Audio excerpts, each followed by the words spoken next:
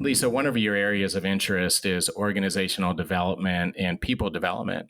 And this includes such notions such as performance improvement, systems mapping and design, workplace learning systems strategy, and facilitation of workplace learning. In general, what tactical pointers can you share with our listeners in terms of facilitation of workplace learning specifically? What would that look like? Can you provide any tactical examples? Yeah. So are you talking from the perspective of a mid-level manager who's in charge of getting resources and allocating resources? Yeah, maybe if I'm an organizational leader, an executive, and I'm dedicated to saying, hey, I believe in workplace learning. I want to promote workplace learning. How do I facilitate that? How do I actually make it get done? How do I accomplish that? What can I do more tactically, operationally? What does that process look like to make sure that happens?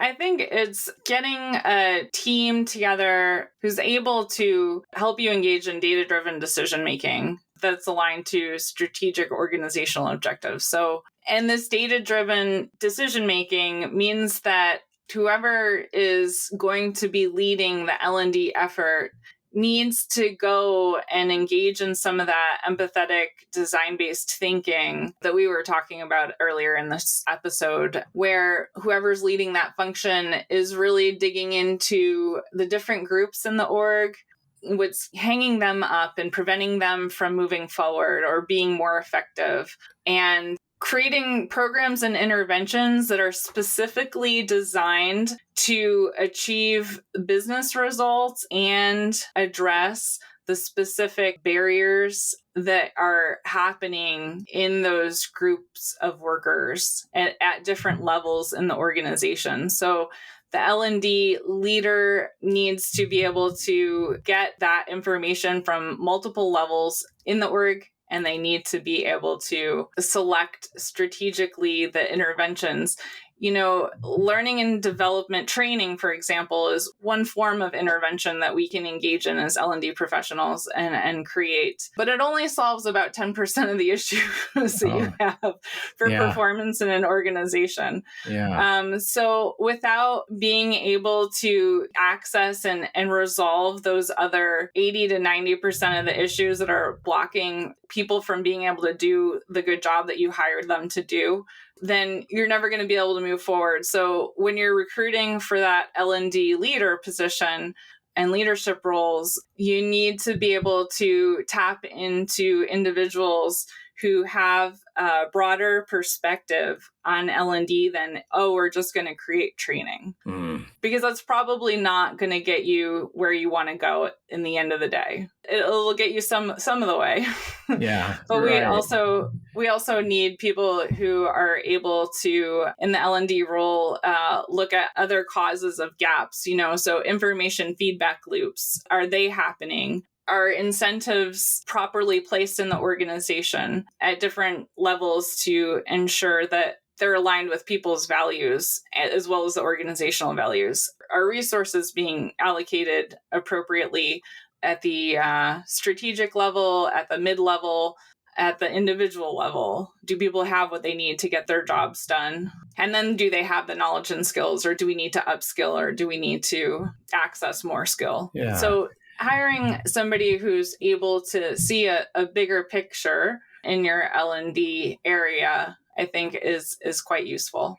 So Lisa, it sounds like the whole process is, number one, it's very intentional, right? It's very well thought out and considered, but it's also an iterative process where you are consistently considering stakeholder motivations, knowledge levels, and of course, as you'd mentioned, organizational resources. Or maybe they're obstacles, maybe they're organizational obstacles.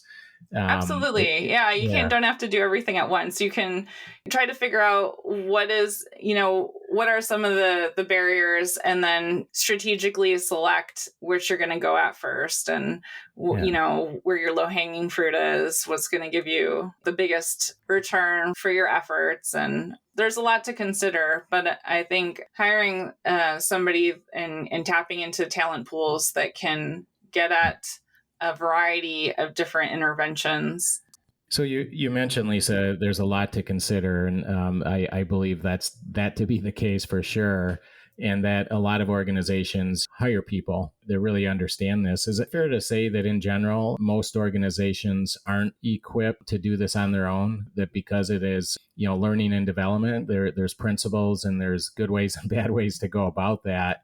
That it's really not something that's typically in an organizational toolkit without bringing in that resource to help kind of set the way. Yeah, I think there's value in bringing in outside consultants.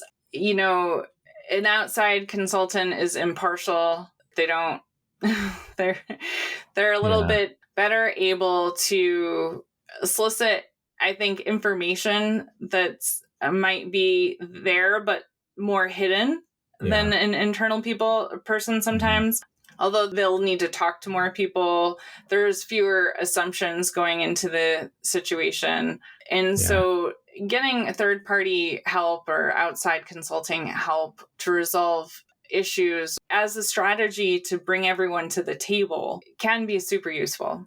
And perhaps sometimes it can be a mechanism to maybe neutralize any internal politics that may prohibit. Um, Exactly. and not that politics is always bad. I believe there's good and bad politics. And I think good politics, and that's a topic for a whole nother podcast, can have a place in an organization.